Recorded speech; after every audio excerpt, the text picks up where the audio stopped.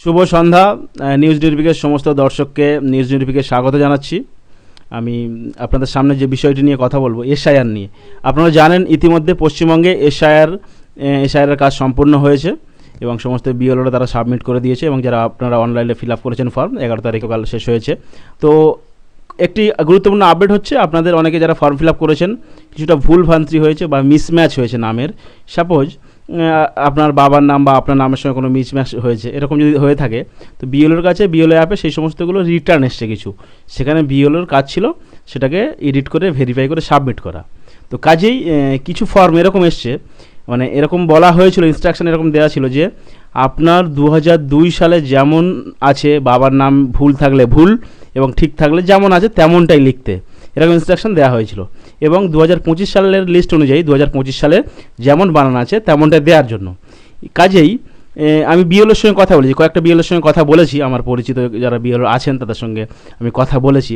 তারা বলছেন যে সমস্যাটা হয়েছে মূলত যে যাদের 2002 সালে, সাপোজ আমি একটা নাম বলছি শ্যামল দাস, একজন ব্যক্তি তার 2000, আমি একটা উদাহরণ দিচ্ছি, এটা শ্যামল দাস, তার 2025 সালের নাম শ্যামল দাস আছে, কিন্তু সেই ব্যক্তি 2002 সালে নাম আছে দাস শ্যামল, মানে সারনেমটা আগে চলে এসেছে এবং নামটা পরে এসেছে।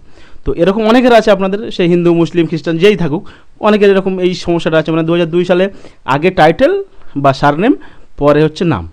তো কাজেই যখন বিএলও অ্যাপে এসছে তারা জানাচ্ছেন যে মিসম্যাচ এসছে বলে দেখাচ্ছে। কি কারণ দেখাচ্ছে? যে নামের সঙ্গে মিসম্যাচ হচ্ছে, যেহেতু আগে সারনেম বা টাইটেল আছে এবং পরে নাম আছে।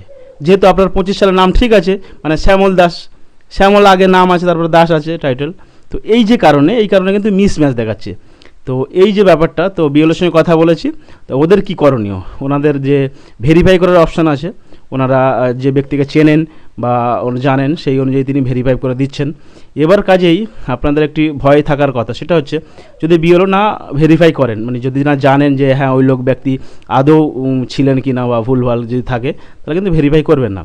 তো তবে যাদের এই ধরনের মিসম্যাচ এসছে, যে 2002 সালের সঙ্গে মিসম্যাচ হচ্ছে কারোর বাবার নামের সঙ্গে, ধরুন যে যারা ইয়াং জেনারেশন, তাদের তো 2002 সালে থাকার কথা নয়, যাদের ডেট অফ বার্থ আর কি 2000-এর পর বা যারা 90-এর শেষের দিকে আছে তাদের তো থাকার কথা নয় 2002-এ।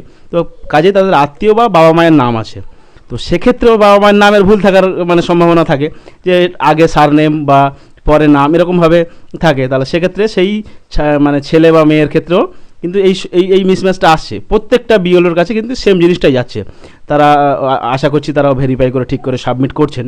তো এই ছিল আজকের আপডেট, আপনাদের আতঙ্কিত হওয়ার কিছু নেই। 16 তারিখে, আগামী 16 ডিসেম্বর খসড়া তালিকা প্রকাশিত হবে।